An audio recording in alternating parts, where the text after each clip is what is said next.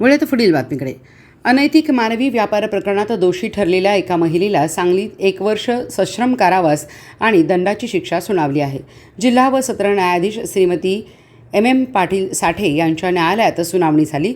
यामध्ये आरोपी सरोजा चंद्रशेखर कांबळे उर्फ सरोजा काळीगप्पा पुजारी वर्ष 46 राहणार प्रेमनगर उत्तमनगर झोपडपट्टी मिरज हिला अनैतिक मानवी व्यापार प्रतिबंध कायदा कलम 4 अंतर्गत दोषी ठरवण्यात आले.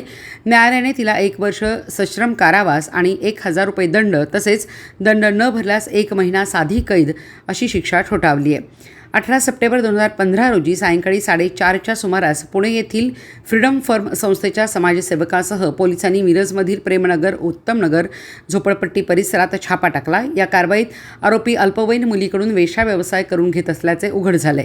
तसेच गिऱ्हाईकाकडून 200 रुपयांचा मोबदला स्वीकारताना ती रंगेहातात सापडली. या प्रकरणी समाजसेविका शीतल पवार यांनी मिरज येथील महात्मा गांधी पोलीस ठाण्यात येथे तक्रार दाखल केली होती.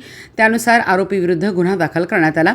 या गुन्ह्याचा तपास पोलीस निरीक्षक सुवर्णा पत्की यांनी करून न्यायालयात दोषारोपपत्र सादर केले.